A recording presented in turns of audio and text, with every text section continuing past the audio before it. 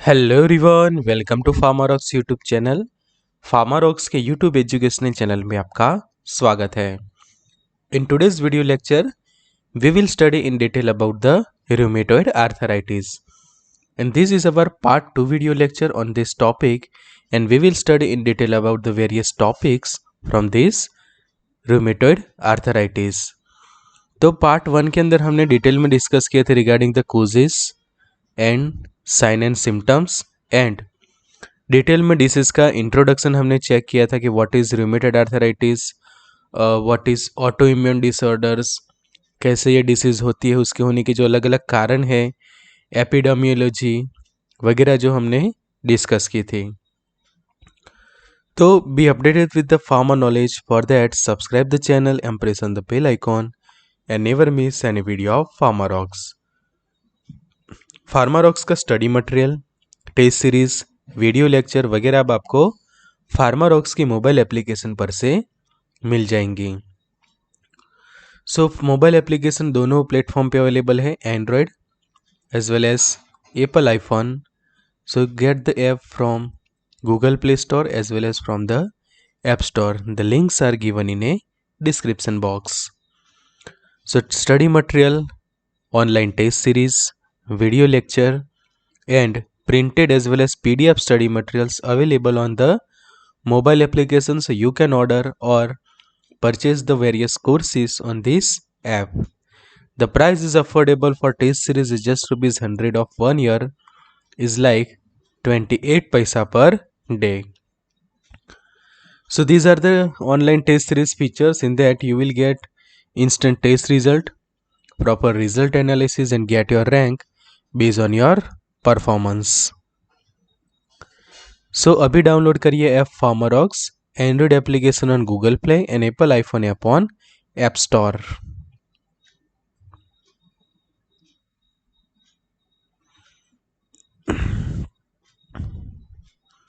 So you must have to download this app on both the platform, App Store as well as Google Play Store. You can download this mobile application. So we are learning in detail about the rheumatoid arthritis. तो सबसे पहले part 1 lecture के अंदर जैसे हमने सीखा था उसके अकॉर्डिंग टू जो रूमेटॉइड आर्थराइटिस डिसीज़ है वो स्पेशली प्राइमरी हम देखें तो प्राइमरली किसको अफेक्ट करता है, कौन से बॉडी के पार्ट को अफेक्ट करता है, तो इट अफेक्ट्स द जॉइंट्स. कि जैसे हम अलग अलग डिसीज एंड डिसऑर्डर्स को सीख रहे हैं कि लाइक हिपेटाइटिस है तो हिपेटाइटिस लीवर रिलेटेड डिसीज है, पेप्टिक अल्सर है तो स्टमक के रिलेटेड है, इन्फ्लामेटरी बाउल डिसीज तो वो हमारे इंटेस्टाइन स्मॉल एंड लार्ज दोनों को अफेक्ट करता है.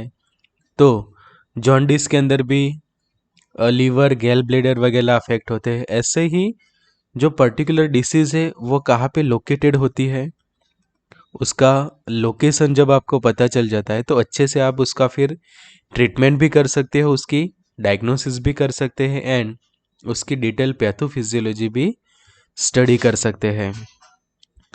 सो rheumatoid arthritis autoimmune disorder की मोस्ट आईएमपी पॉइंट आपके लिए for multiple choice question MCQ के लिए पॉइंट खास याद रखना है कि which of the following is a autoimmune disorders. तो इस वक्त जो आपको अलग अलग ऑप्शंस दिए हैं उसमें से आप सिलेक्ट करेंगे ये रूमेटॉइड आर्थराइटिस.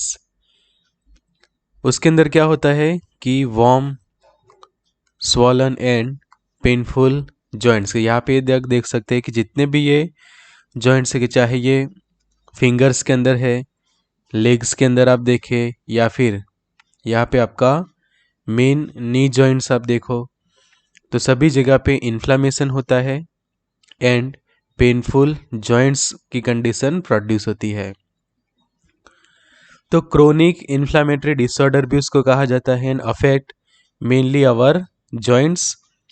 साथ में कई बार किस पेशेंट के अंदर अलग अलग पेशेंट्स के अंदर अदर जो बॉडी के पार्ट्स है लाइक स्किन है, eyes, lungs, heart, blood vessels वगैरह भी अफेक्ट होते हैं.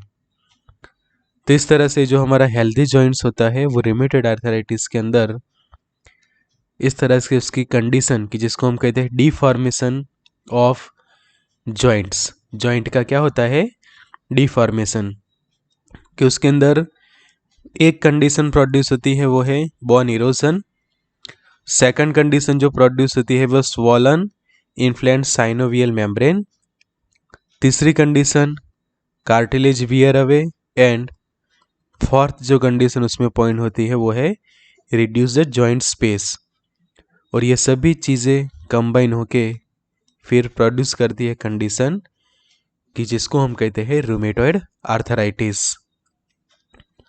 तो इसके साइन ऑफ सिम्टम्स हमने देखे थे कि fatigue, weight loss, stiffness of joint, joint tenderness, numbness, और जॉइंट के अंदर रेडनेस होना, swelling, pain in the joint, fever होता है पेशेंट को, loss of appetite and joint stiffness, specially early morning और जब आप इनएक्टिव होते हैं।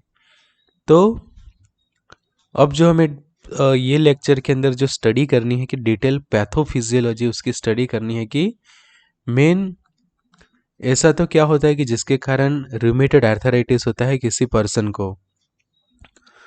तो पॉइंट टू पॉइंट हम डिस्कस करेंगे। तो सबसे पहले हम देखते हैं ये वाला पॉइंट कि rheumatoid arthritis is systemic disease.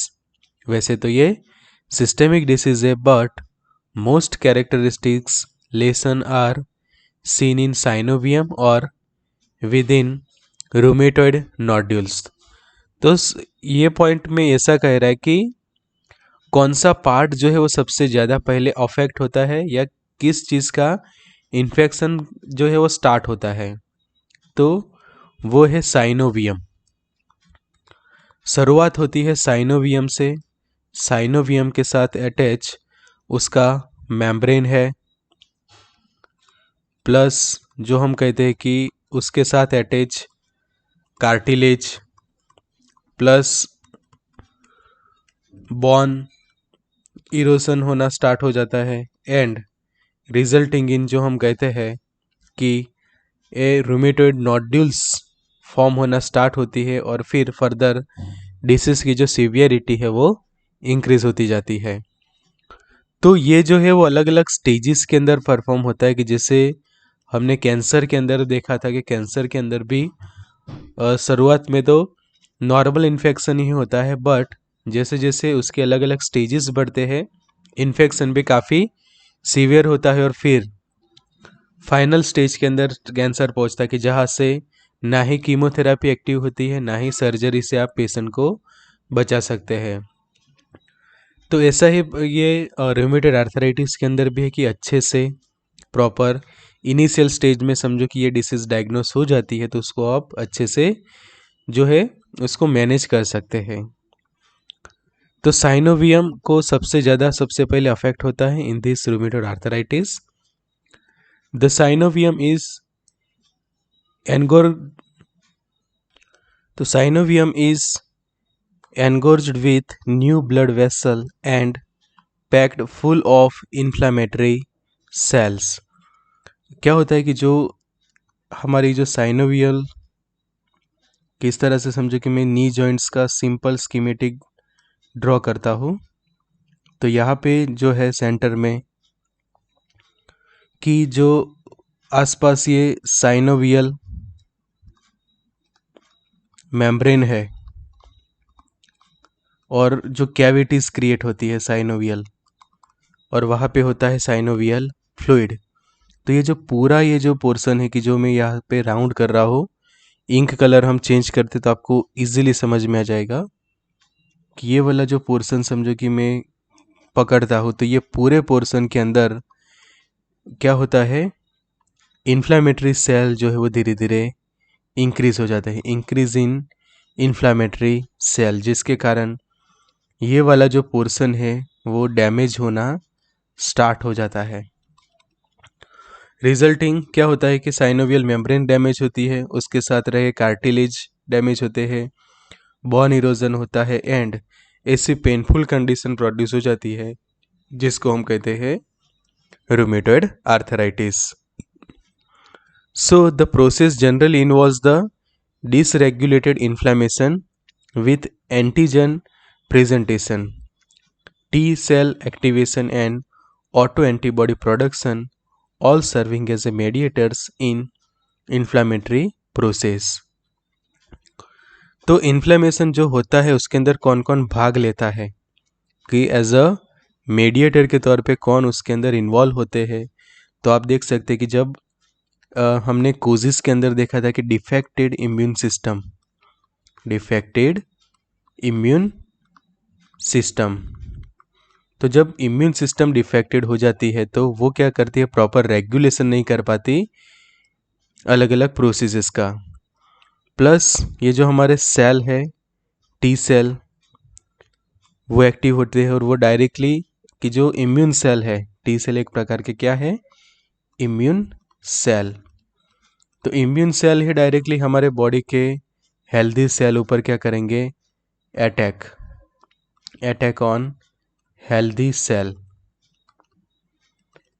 तो हेल्दी सेल पर अटैक करेगा तो धीरे धीरे वो सेल डैमेज होगा और उनका इन्फ्लेमेशन होगा।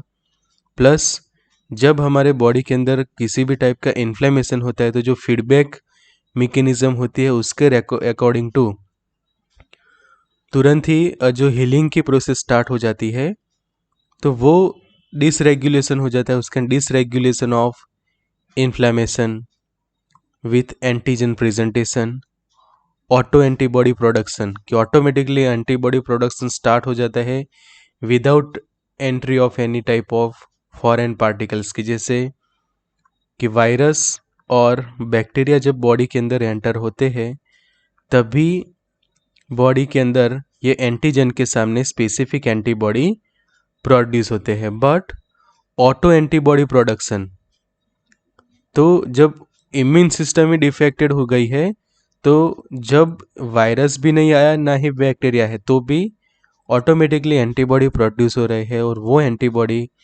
जो हेल्दी सेल होते हैं प्लस टिश्यू वगैरह को टारगेट करके उनको डैमेज करती है। तो सेम ये इन्वॉल्व होता है रूमेटॉइड आर्थराइटिस के अंदर, और जिसके कारण जो हेल्दी सेल्स है वो इन्फ्लेम सेल के अंदर कन्वर्ट होते हैं, और ऐसे बहुत सारे इन्फ्लेमेटरी सेल जो भी जॉइंट है वहाँ पे जमा होते जाते हैं, और जिसके कारण वो कंडीशन काफ़ी पेनफुल हो जाती है जिसको हम कहते हैं रूमेटॉइड आर्थराइटिस। तो उसके जो स्टेजेस है, तो सबसे पहले तो डिसीज स्टेज 1 के अंदर होती है, कि जिसको हम कहते हैं प्री क्लिनिकल स्टेज, और जो है हमारा फर्स्ट स्टेज, कि अभी जस्ट स्टार्टिंग स्टेज के अंदर है disease is just in its starting stage. अब यहाँ से समझो कि आपको पता चल जाता है कि रूमेटॉइड आर्थराइटिस होना स्टार्ट हुआ है, तो आप अच्छे से डायग्नोसिस करवा के उसके ट्रीटमेंट शुरू कर सकते हैं। सेकंड जो स्टेज होता है साइनोवियल स्टेज, कि ये वाला स्टेज, कि जब ये इम्यून सेल्स जो होते हैं वो साइनोवियम को टारगेट करना स्टार्ट कर देगी। यहाँ पे जो साइनोवियम जो हम कहते हैं, साइनोवियम और उसके रिलेटेड उसकी मेम्ब्रेन, दोनों को डैमेज करना जो है वो चालू कर दिया है। अब जो थर्ड स्टेज है वो आप देखो, अब क्या होता है कि डिस्ट्रक्शन होना चालू हो जाता है। तो साइनोवियम का तो डिस्ट्रक्शन होता ही है, बट साथ में उसके साथ अटैच जो बोन है, कार्टिलेज है, प्लस हमने जॉइंट्स के अंदर देखा था कि वहाँ पे साथ में अटैच जो मसल्स होते हैं, टिश्यूज होती है, वो सब डैमेज होना स्टार्ट होते हैं। साथों साथ वहाँ पे ब्लड वेसल्स भी होती है, कि जिसके कारण प्रॉपर वहाँ पे ब्लड सर्कुलेशन भी होता है। तो तीसरे स्टेज में जब ये डिसीज पहुँचती है तो डिस्ट्रक्शन होना स्टार्ट हो जाता है, कि ये वाले जॉइंट के आसपास जितने भी अलग अलग हमारे बॉडी के अलग अलग ऑर्गन्स प्लस पार्ट्स प्रेजेंट है वो सब डैमेज होना स्टार्ट होते हैं। और फोर्थ कि जो फाइनल डिफॉर्मिटी, तो आप देख सकते हैं कि ये वाला फर्स्ट स्टेज के कंपेयर में जो फोर्थ में आप देखेंगे तो काफ़ी हो चुका है यहाँ पे डिफॉर्मेशन, कि मतलब कि काफ़ी आपको चेंजेस देखने को मिल जाएंगे as compare to the normal, कि ये वाला जॉइंट काफ़ी डैमेज हो चुका है, यहाँ पे कार्टिलेज ही बहुत रेयर अमाउंट में बचा है, पूरा यहाँ पे रेडनेस देखने को मिलेगा।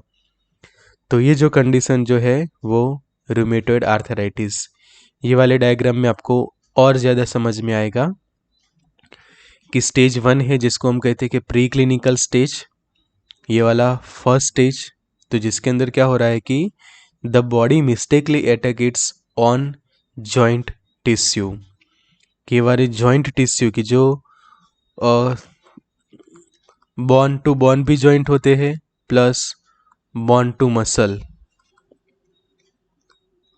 तो ये सब जो है वो डैमेज होना स्टार्ट होते हैं due to this attack of our body's immune cell. तो जिसके कारण क्या होता है, आगे जाके कार्टिलेज का डिग्रेडेशन होता है, स्वॉलन इन्फ्लेम्ड साइनोवियल मेम्ब्रेन, और फिर बॉन इरोजन की आप देख सकते हैं कि यहाँ पे ये वाले पार्ट के बॉन इरोजन होना स्टार्ट हो गए, सेम लाइक दैट ऊपर की ओर हो रहा है। ये जो साइनोवियल मेम्ब्रेन है यहाँ पे उसका इन्फ्लेमेशन होकर उसका रेडनेस प्रोड्यूस हो चुका है, प्लस ये जो कार्टिलेज जो होती है कि जो वाइट कलर से यहाँ पे दिखाई है, तो वो भी धीरे धीरे डिग्रेडेशन उसका चालू हो गया है।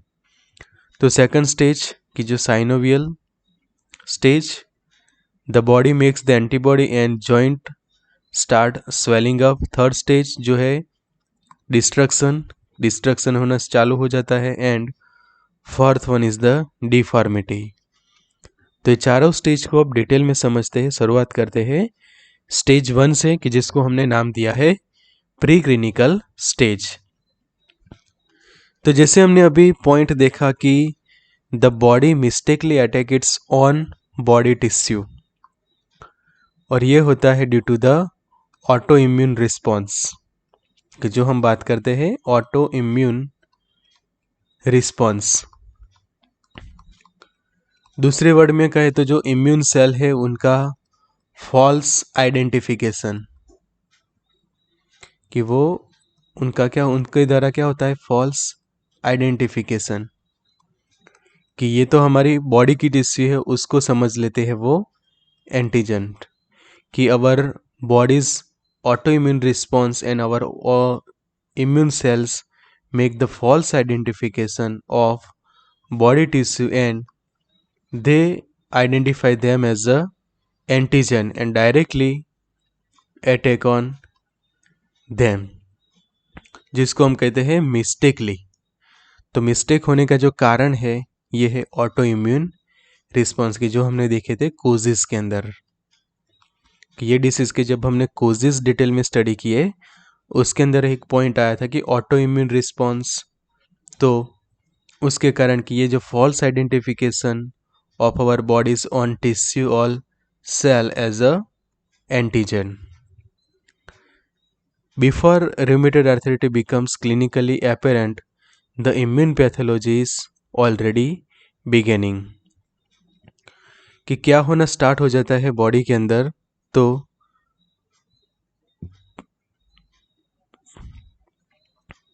कि जो ESR रेज होता है, ESR का फुल फॉर्म देखो, इरिथ्रोसाइट सेडिमेंटेशन रेट, वो इंक्रीज होता है। Second is raise in CRP का मतलब है C creative protein, raise RF rheumatoid factor. तो ये देखो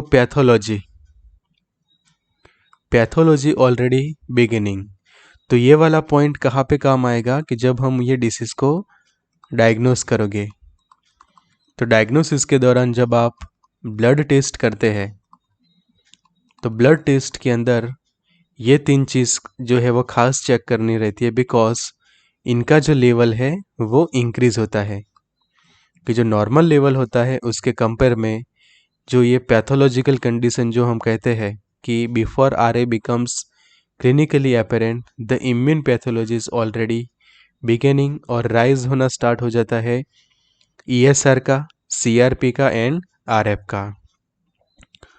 अबव 3 में भी detectable years before the first diagnosis, कि जब हम डायग्नोसिस करते हैं तो उस वक्त ये हमारे लिए की फैक्टर बनते हैं। This becomes the key factor for diagnosis. Second stage देखे साइनोवियल, तो अब early changes are started like vascular congestion with new blood vessel formation. Vascular congestion होता है कि बिकॉज वहाँ पे अब क्या हुआ है, साइनोवियल प्लस जो हमने कहा था कि साइनोवियम और उसके रिलेटेड मेम्ब्रेन वगैरह डैमेज होना स्टार्ट होती है, प्लस उसका होता है इन्फ्लेमेशन। तो उसके कारण क्या होता है अब ये स्टेज के अंदर कि vascular congestion with new blood vessel formation. Next is proliferation of synoviocytes. Synoviocytes का प्रोलिफेरेशन होता है। Infiltration of the sub-synovial layers by polymorphs, lymphocytes and plasma cells. Infiltration start हो जाता है साइनोवियल लेयर्स का। Then there is thickening of the capsular structure, villous formation of the synovium and cell rich effusion into joint and tendon sheath. तो इसके कारण क्या हुआ, ये सब इन्वॉल्व होते हैं और लास्ट में प्रोड्यूस होता है इन्फ्लेमेशन एंड रेडनेस। इन्फ्लेमेशन के कारण वो पार्ट जो है वो काफ़ी रेडिश हो जाता है, रेडनेस आपको देखने को मिलती है, और यही कंडीशन जो है वो आगे जाके और सीवियर होना जो है वो स्टार्ट हो जाती है। तो अब जो थर्ड स्टेज में जब ये डिसीज पहुंच जाती है जिसको हम कहते हैं डिस्ट्रक्शन, तो उस वक्त ये जो लिगामेंट्स होते हैं, टेंडन्स होते हैं वगैरह जो है उनका डिस्ट्रक्शन स्टार्ट हो जाता है, कि जिसको हम कहते हैं persistent inflammation causes the joint and tendon destruction. So articular cartilage is eroded, जिसका इरोजन होता है। At the margin of the joint bone is also eroded by granulation tissue invasion, कि जब टिश्यू का इन्वेशन होता है, उसको जब चेप लगते हैं तो पहले तो सेल डैमेज हुए, तो उसके बाद सेल ने बहुत सारे सेल का जब डैमेज होते हैं, इन्फ्लेमेशन होता है, तो वो उस जो बहुत सारे जो ये सेल मिलाकर जो टिश्यू बनाते हैं, वो टिश्यू जो है वो डैमेज होगी, उसका इन्वेशन होगा, और जिसके कारण उसके साथ अटैच जो बॉन्स है उनका भी इरोशन जो है वगैरह स्टार्ट होता है। And osteoclastic resorption, similar changes occurs in tendon sheaths causing tenosynovitis, partial और कंप्लीट रैप्चर ऑफ टेंडन्स। कि यहाँ पे जो ये आप टेंडन्स देख रहे हैं, तो ये टेंडन्स का पार्शियल या फिर कंप्लीट रैप्चर जो है होना स्टार्ट हो जाता है। And swelling of the joints and tendons.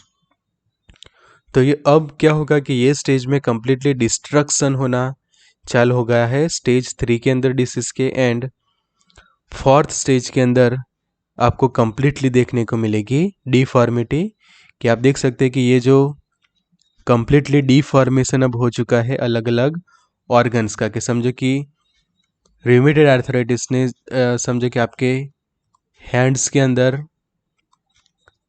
Inflame उसका प्रोसेस स्टार्ट हो गई थी स्टेज 1 से लेकर स्टेज 4 की। तो जो नॉर्मल हैंड जो है वो इस तरह से डिफॉर्म, कि आप देख सकते हैं कि जो फिंगर्स का डिफॉर्मेशन, जितने भी ये जो जॉइंट से related to our hand and this fingers, तो ये सभी का आप देख सकते हो डिफॉर्मेशन। तो डिफॉर्मेशन स्पेशली देखने को मिलता है स्टेज 4 के अंदर, कि चाहे लेग्स है, हैंड्स है, या फिर फीट का जो पोर्शन है, सभी जगह पे आपको डिफॉर्मेशन देखने को मिलेगा। Combination of articular destruction, capsular stretching and tendon rupture leads to progressive instability and deformity of the joints की, जो जॉइंट्स की डिफॉर्मिटी अब स्टार्ट हो चुकी है. The inflammatory process usually continues but the mechanical and functional effect of joint and tender disruption now become vital. कि जो normal function होते हैं कोई भी जॉइंट्स के, टेंडन सीथ वगैरह के, वो कम्प्लीटली डिस्टर्ब हो जाते हैं एंड वो कंडीशन काफ़ी वाइटल बन जाती है अब. और कम्प्लीटली अब यहाँ पे आपको विजुअली भी देखने को मिल जाता है कि आप विजुअली भी जब आइडेंटिफाई करें तो डायरेक्टली आपको इस तरह की ये डिफॉर्मिटी जो है वो देखने को मिल जाएगी. कि जब आप डायग्नोसिस भी करो तो डायग्नोसिस भी डायरेक्टली आप बेस्ड ऑन दिस स्ट्रक्चर, कि ये जो किसी के पेशेंट के आप फिजिकल एग्जामिनेशंस के तौर पे उसके हैंड्स चेक करो, फीट चेक करो, जॉइंट्स चेक करो, तो ऐसे जब डिफॉर्मिटी आपको देखने को मिल जाए तो वहाँ से भी आप उसको डायग्नोस कर सकते हैं. तो ये है 4 main stages of this disease. जो पैथोजेनेसिस जो आपको समझनी है वो भी हम यहाँ पे देख लेते हैं. तो सबसे पहले आप देखो कि जो उसके जो कोजेज होते हैं, कोजेस या फिर उसके जो रीजंस जो हमने चेक थे, तो लाइक जीनेटिक ससेप्टिबिलिटी एक कोजेस था. तो उसके कारण देखो एंटीजन स्टिमुलेशन प्लस इन्फेसियस एजेंट कि लाइक ऑटो इम्यून रिस्पॉन्स है, तो ये हो गए CD4 एंड टी सेल की जो हमारे है लिए है ये इम्यून सेल्स. तो अब ये immune cells further cytokines, TNF alpha, INF gamma, IL-1 उसके अंदर जो है वो कन्वर्ट होके फर्दर अब क्या करते हैं, TNF अल्फा को एक्टिवेट करते हैं, INF गैमा को एक्टिवेट करते हैं, IL-1 को एक्टिवेट करते हैं, जिसके कारण INF अल्फा से बीटा सेल्स, फिर endothelial cell and macrophages. Resulting क्या होता है, release of adhesion molecules, cytokine protease, anti IgG antibody, rheumatoid factor and formation of immune complex, inflammatory cell and pannus. तो अब क्या होगा कि ये सभी ने जो हेल्दी टिश्यूज थी प्लस हमारे जो हेल्दी सेल्स थे वगैरह को अफेक्ट करना चालू कर देगी. जो TNF की ट्यूमर नेक्रोसिस फैक्टर की जो इन्फ्लेमेशन के लिए रिस्पॉन्सिबल है वो एक्टिव होता है. फिर IL-1 इंट्राल्यूकिन्स 1 वो भी एक्टिवेट हो जाते हैं, INF गैमा एक्टिवेट होता है. तो ये सभी जो रीजन्स मिलके जो हेल्दी टिश्यूज़ को एज वेल एज सेल्स को डैमेज करना प्लस उनका इन्फ्लेमेशन जो है वो स्टार्ट करते हैं. तो उसी के आप रिजल्टिंग देखो कि फॉर्मेशन ऑफ इम्यून कॉम्प्लेक्स, कि ये वाला जो स्टेप है कि इसको 1, फिर यहाँ पे 2, नीचे 3 है तो ये 3 वाला पॉइंट हमने यहाँ पे लिया है. फिर ये 4th नंबर देखो, inflammatory damage to synovium, small vessels, collagen, और उसके बाद जो हमारा नेक्स्ट स्टेज था कि destruction of cartilage bone, fibrosis and ankylosis, और लास्ट वाला जो स्टेज डिफॉर्मिटीज जॉइंट की हो जाती है डिफॉर्मिटीज. तो इस तरह से जो उसके कोजेज और रीजन्स से स्टार्ट करके लास्ट में डिसीज जो है वो फॉर्म हो जाती है.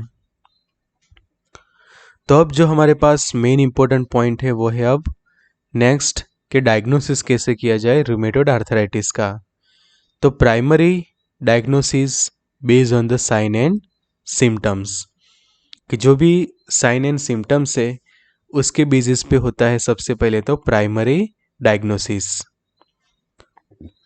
Mostly clinical features are observe in this, कि जब प्राइमरी डायग्नोसिस के अंदर साइन एंड सिम्टम्स और जो इसके क्लिनिकल फीचर्स होते हैं अलग अलग, तो वो हम चेक करते हैं. Next X-ray is perform for further detail diagnosis. अब आपको समझो कि साइन एंड सिम्टम्स के जब डाउट होता है कि शायद रूमेटॉइड आर्थराइटिस हो सकता है, कि प्राइमरी डायग्नोसिस से आपके लिए थोड़ा क्वेश्चन मार्क बन जाता है कि शायद रूमेटॉइड आर्थराइटिस है या नहीं, तो फिर उसके कंफर्मेशन के लिए आप फर्दर एक्सरे करवाते हो, कि एक्सरे के बाद आपका जो क्वेश्चन मार्क है वो निकल के यहाँ पे फुल स्टॉप बन जाएगा कि yes it is confirm about the rheumatoid arthritis. तो अब कैसे उसको चेक करोगे, तो ये देखो, ये वाला फिगर 1 है, ये हमारा नॉर्मल हैंड है। जब नॉर्मल हैंड की जब एक्सरे लेते हैं तो इस तरह से वो नॉर्मल कंडीशन हमें देखने को मिलती है। अब जब रूमेटॉइड आर्थराइटिस होता है तो उसके जो एक्सरे में आप देखोगे कि बोन का डिस्प्लेसमेंट आपको देखने को मिलेगा यहाँ पे, कि ये देखो ये थंब वाला पोर्शन है, ये वाला नीचे थंब वाला पोर्शन जा रहा है, फिर ये वाले फिंगर, ये सेकंड, तो कंप्लीटली एक लाइन में जा रहे हैं। तो यहाँ पे किसी भी तरह का डिस्प्लेसमेंट नहीं है। जबकि यहाँ पे देखिए कंप्लीटली इरोजन देखने को मिलेगा, प्लस ये वाली जो लाइन ये से सीधी जानी चाहिए उसके बजाय ये साइड से जा रहा है ये, और यहाँ से, तो मतलब कि डिसलोकेशन या फिर डिस्प्लेसमेंट आपको देखने को मिल रहा है यहाँ पे बोन का। ऐसे ही बोन का इरेजन देखने को मिल रहा है एक्सरे के अंदर। तो एक्सरे से आप पता लगा सकते हैं regarding the bone displacement and erosion. So compare to normal in RA we can find the bone erosion and displacement। तो इस तरह से बेस्ड ऑन एक्सरे जो हम डायग्नोस करते हैं, कि अब समझो कि हम जो नी जॉइंट का हम चेक करते हैं तो सॉफ्ट टिश्यू की स्वेलिंग आप लोगों को देखने को मिलेगी एक्सरे के अंदर। यहाँ पे जो स्वेलिंग देखने को मिल रहा है काफ़ी, plus periarticular osteopenia, joint space narrowing की जो स्पेस होती है जॉइंट्स के बीच में वो काफ़ी नैरो हो जाती है, एंड मार्जिनल इरोजन। ये जो बोन है उसका आप यहाँ पे ये वाले पॉइंट पे चेक करो तो ये एरो से भी दिखाया है कि इरोजन स्टार्ट हो चुका है। ऐसे ही आप से सेकंड देखें कि नॉर्मल जॉइंट स्पेस, कि नॉर्मल देखो तो ये बोन के बीच में आपको प्रॉपर ये स्पेस जो है देखने को मिल रही है, जबकि ये रूमेटॉइड आर्थराइटिस के अंदर कंप्लीटली आप देखिए तो लॉस ऑफ जॉइंट स्पेस, तो ये कंफर्म कर देता है आपके लिए कि ये कंडीशन जो है वो रूमेटॉइड आर्थराइटिस है। उसके बाद क्लिनिकल फीचर्स के अंदर आप स्पेशली जो नोड्यूल्स फॉर्म होते हैं जिसको हम कहते हैं रूमेटॉइड नोड्यूल्स, कि फिंगर्स के ऊपर खास जो भी जॉइंट है वहाँ पे ये नोड्यूल्स फॉर्म होते हैं, कि like bilateral, symmetrical and polyarthritis involving the proximal joints of hand or feet, present for at least 6 weeks and confirm with the subcutaneous nodules। कि जो स्किन का सबक्यूटेनियस जो लेयर है वहाँ पे आपको ये नोड्यूल्स देखने को मिलते हैं, अलग अलग नोड्यूल्स, रूमेटॉइड नोड्यूल्स आप देख सकते हैं, clustering rheumatoid nodules, inflamed rheumatoid nodules, ulcerated rheumatoid nodules and ulcerated rheumatoid nodules. तो ये ए से लेकर एफ वाले सभी डायग्राम्स के अंदर आप अलग अलग टाइप के ये रूमेटॉइड नोड्यूल्स को चेक कर सकते। तो इसको चेक करके भी आप डायग्नोस कर सकते हैं कि इस टाइप की जब नोड्यूल्स आपको देखने को मिलते हैं तो उससे भी पता चलता है ये डिसीज के बारे में। यहाँ पे देखो वही डायग्राम को थोड़ा डिटेल में जूम करके दिखाया है, तो ये वाला एक नोड्यूल्स तैयार होगा, फिर यहाँ पे आप देखो तो ऐसे ये नोड्यूल जो है वो फॉर्म होते हैं। उससे कंफर्म होता है रिगार्डिंग दिस डिसीज कि ये रूमेटॉइड नोड्यूल्स यहाँ पे ये फॉर्म हो रहा है, इस टाइप के रूमेटेड नोडुल्स आप देख सकते हैं। फिर अल्सरेटेड रूमेटेड नोडुल्स के जैसे अल्सर हुआ हो ऐसा नोडुल्स देखने को मिल रहा है। यहाँ पे भी है अल्सरेटेड नोडुल्स, ये इन्फ्लेमेशन हुए नोडुल्स। तो ऐसे नोडुल्स से भी डायग्नोसिस हो जाती है डिसीज़ की। फिर हेमेटोलॉजिकल डायग्नोसिस के अंदर एफबीसी करते हैं, जिसको हम कहते हैं कि फ्लूइड फुल ब्लड काउंट, जिसके अंदर अलग अलग जो ब्लड सेल्स है उसके काउंट हम चेक करते हैं कि like normocytic hypochromic anaemia due to abnormal erythropoiesis from chronic inflammation. तो एनीमिया कंडीशन फॉर्म होती है, डब्ल्यूबीसी काउंट पे अफेक्ट होता है, इन्फ्लेमेटरी मार्कर्स कि लाइक ईएसआर सीआरपी वगैरह जो है वो एलिवेटेड होते हैं। कि जो मैंने स्टेज 1 के अंदर देखा था कि ईएसआर सीपीआर और दूसरा आरएफ रूमेटॉइड फैक्टर, ये तीनों का लेवल जो है वो इंक्रीज होता है कि जब हम ब्लड टेस्ट से डायग्नोसिस करते हैं डिसीज़ को, तो उस वक्त ये हम चेक करते हैं। And it is use as a indication for disease progression monitoring and treatment responses.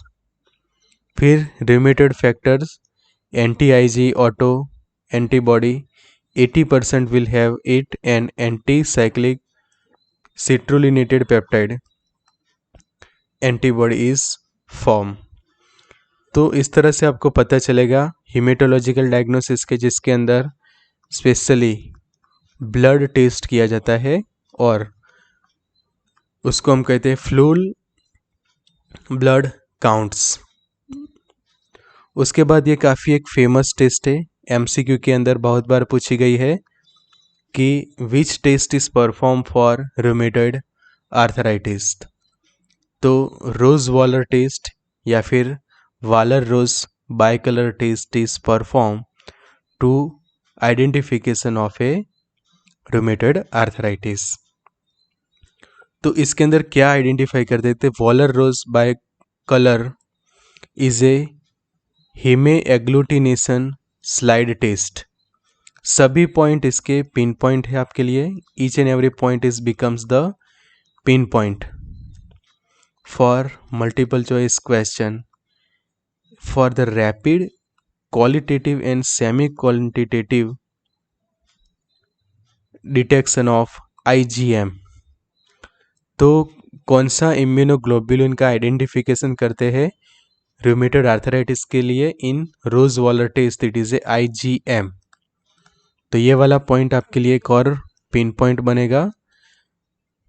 IgM rheumatoid factor in sera from most patients with rheumatoid arthritis.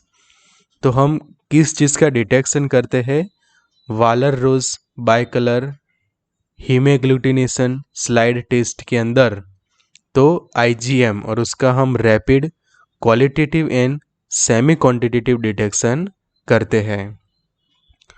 तो क्या होता है ये डिसीज, ये टेस्ट के अंदर देखो आप, रोज Waaler test for rheumatoid arthritis कि ये है उसका मेन रिएजेंट। तो आप देखो सबसे पहले फर्स्ट स्टेप यहाँ पे है कि add 20 microlitre of diluted serum 1 gm 100 और प्योर कंट्रोल, और उसको हम क्या करते हैं, second add 20 microlitre of test reagent.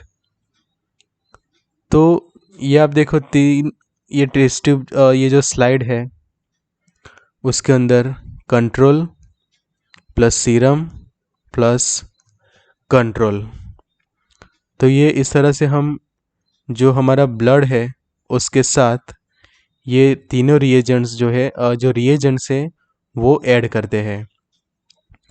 फिर थर्ड स्टेप में देखो very slow rocking motion from top to bottom 10 पर मिनट, और उसके बाद आप देखो कि पॉजिटिव रिएक्शन ये वाला है पॉजिटिव, कि ब्राउन एग्लूटिनेट्स ऑन ग्रीन बैकग्राउंड। जब आप ग्रीन बैकग्राउंड के अंदर चेक करोगे इस तरह से कि ये नॉर्मल बैकग्राउंड और ये ग्रीन बैकग्राउंड, तो ग्रीन बैकग्राउंड के अंदर आपको ब्राउन कलर के एग्लूटिनेट्स देखने को मिलेंगे कि जो कंफर्म करेंगे आपका टेस्ट, पॉजिटिव टेस्ट कंफर्म हो जाएगी कि उससे कंफर्म होता है रूमेटॉइड आर्थराइटिस। और नेगेटिव टेस्ट के अंदर क्या होता है, negative homogeneous brown green suspension जैसा देखने को मिलता है। एग्लूटिनेट्स नहीं देखने को मिलते हैं, जबकि आपको ब्राउन ग्रीन सस्पेंशन जैसा देखने को मिलता है, तो वो इंडिकेट करता है नेगेटिव टेस्ट। तो पॉजिटिव टेस्ट में क्या प्रेजेंस होता है कि presence of at least 1 of 5 streptococcus antibodies, ASD, ASLO, ASK, ANAD and ASH, जबकि एब्सेंस के अंदर absence of 5 anti exo enzymes of group A streptococcus antibodies के, जिसके कारण जो स्लाइड के ऊपर हमें कैसा देखने को मिलता है कि होमोजेनियस ब्राउन ग्रीन सस्पेंशन जैसा देखने को मिलता है। तो ये है आपके लिए most IMP question for MCQ as well as for theory की डिटेल में समझे कि पूछा जाए Rose Waaler test for rheumatoid arthritis, तो इस तरह से आप उसको एक्सप्लेन कर सकते हैं। एंड उसका ये आइडेंटिफिकेशन कि क्या आइडेंटिफाई करते हैं उसके अंदर, तो डिटेक्शन ऑफ ए IgM। तो ये था रोज वालर टेस्ट, डायग्नोसिस हो गया। अब उसके बाद मेन जो पॉइंट है वो है मैनेजमेंट एंड ट्रीटमेंट। तो there is no cure for rheumatoid arthritis. फिर से आप ये पॉइंट समझ लीजिए कि नो क्योर, क्योर नहीं कर सकते, सिर्फ ये डिसीज को मैनेज कर सकते हैं, उसके स्टेजेस को प्रोलॉन्ग कर सकते हैं। Aim to delay the progression और stages of the disease, alleviate symptoms, reduce the functional limitation, कि हम अलग अलग मेडिकेशन से, सर्जरी से, plus disease modifying rheumatic drugs कि जिसको डीमार्ड कहा जाता है, एंड इम्यूनो एडसॉर्प्शन थेरापी वगैरह को यूज़ करके इसके जो स्टेजेस है या फिर उसके जो प्रोग्रेशन के जो स्टेजेस है उसको हम डिले कर सकते हैं। सपोर्टिव एंड पैलिएटिव की सपोर्टिव केयर दे सकते हैं, सर्जरी कर सकते हैं, मेडिकेशंस दे सकते हैं पेशेंट को, कि disease modifying anti rheumatic drugs and immuno adsorption therapy वगैरह दे सकते हैं। तो ये जो डिटेल में पार्ट 3 के अंदर हम डिस्कस करेंगे किस तरह से डिसीज को मैनेज किया जाता है, कैसे उसके ट्रीटमेंट करते हैं, तो डिटेल में हम डिस्कस करेंगे पार्ट 3 ऑफ दिस लेक्चर की जो ओरिजिनल रूमेटॉइड आर्थराइटिस पिरामिड जो है उसका, कि aspirin, aspirin plus steroids, aspirin, steroid and DMart. तो इससे हम कैसे ये डिसीज को मैनेज करते हैं, ट्रीट करते हैं, डिटेल में सीखेंगे part 3 of this lecture. So till then, like the video, share the video and subscribe the channel and press on bell icon and never miss any video of Pharmarox. Also join in a WhatsApp group by send your name, city name and WhatsApp on 94261 80836.